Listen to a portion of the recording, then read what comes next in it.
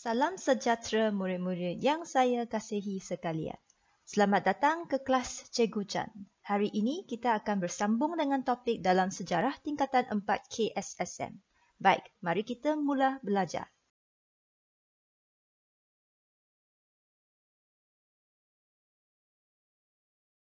Topik kita pada hari ini ialah keadaan negara kita selepas kekalahan Jepun.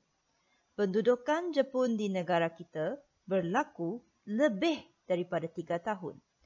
Selepas Jepun kalah dalam Perang Dunia Kedua, Jepun berundur dari negara kita dan negara kita dikuasai pula oleh Bintang 3 untuk tempoh selama 14 hari. Mari kita lihat apakah keadaan di negara kita pada masa itu. Amerika Syarikat telah menggunakan bom atom dalam serangan terhadap Jepun pada bulan Ogos 1945.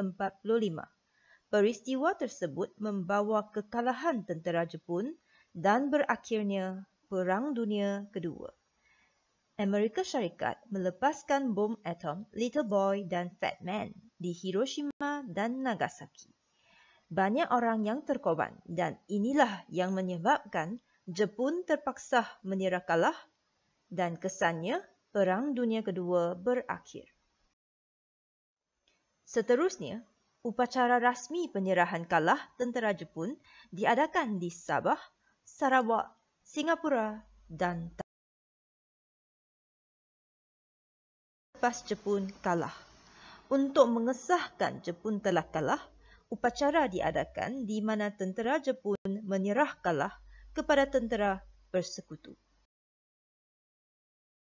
Kelewatan pendaratan semula tentera British menyebabkan wujud kekosongan kuasa politik. Kesempatan ini digunakan oleh Bintang 3, Parti Komunis Malaya melalui MPAJA untuk mengambil alih penguasaan di Tanah Melayu. Malangnya, British hanya boleh kembali berkuasa selepas upacara penyerahan kalah yang tidak berlaku sehingga lebih kurang 14 hari selepas kekalahan Jepun. Oleh itu, berlaku kekosongan kuasa politik, iaitu tiada ketua yang berkuasa di negara kita. Dan Bintang 3 pula lah yang menjadikan diri mereka sebagai ketua selepas Jepun kalah.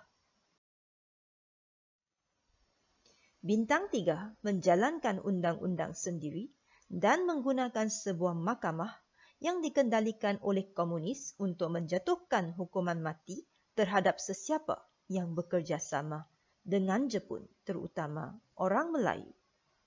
Sebagai ketua, Bintang 3 membuat undang-undang sendiri dan menghukum orang yang pernah bekerjasama dengan Jepun.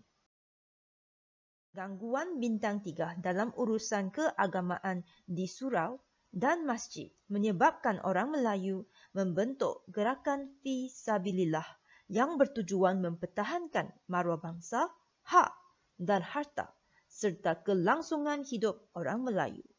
Kebanyakan orang yang menjadi mangsa Bintang 3 ialah orang Melayu. Maka orang Melayu pun membentuk gerakan Fi Sabilillah untuk mempertahankan orang Melayu dari segi maruah, hak, harta dan untuk memastikan mereka boleh meneruskan hidup masing-masing. Kebangkitan orang Melayu menentang Bintang 3 yang mencetuskan pergaduhan kaum menyedarkan pemimpin masyarakat dan raja-raja Melayu tentang kepentingan perdamaian. Ketua atau pemimpin masyarakat dan raja-raja Melayu sedar pergaduhan kaum harus dihentikan demi keamanan negara.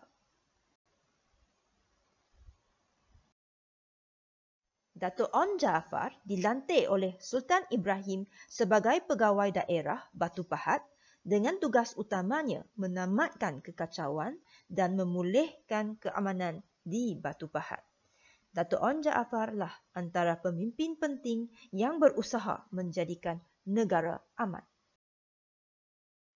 Kompromi Datuk On Jaafar berjaya memujuk Kiai Saleh membebaskan orang Cina yang ditahan di Parit Raja manakala Bintang 3 pula menamatkan penguasaan mereka di Balai Polis Batu Pahat.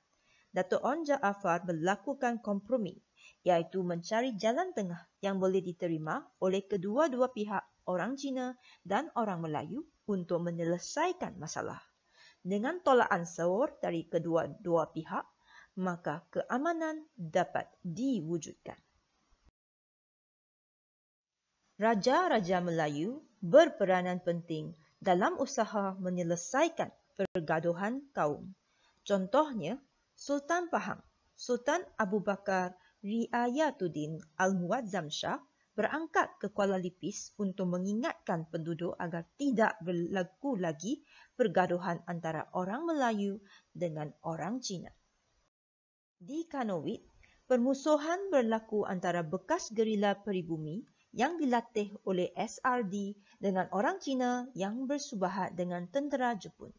Di Kuching, campur tangan segera tentera Australia mengenakan perintah berkurung berjaya menghalang pertumpahan darah antara kaum. Akhirnya, juga berlaku pergaduhan di Kanowit, Sarawak antara peribumi dengan orang Cina.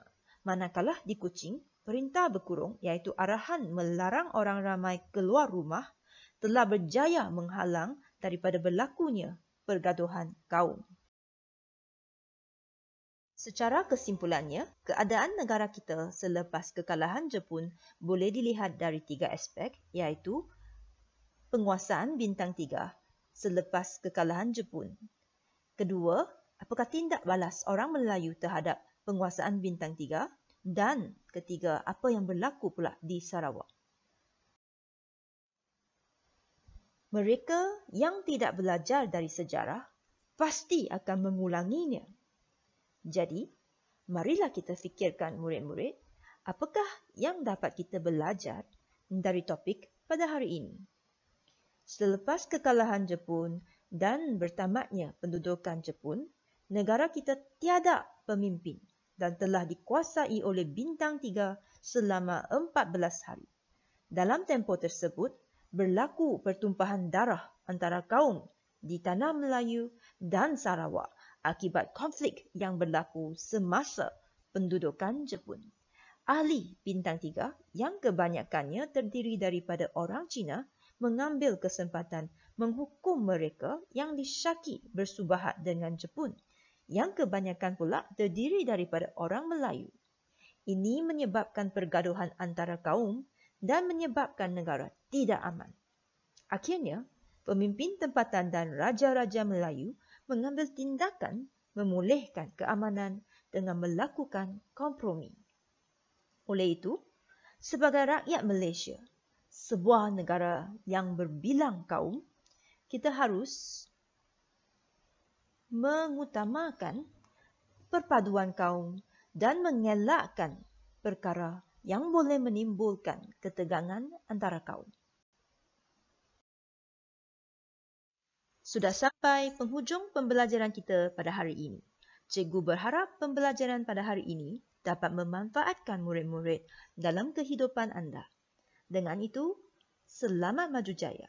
Sekian, terima kasih.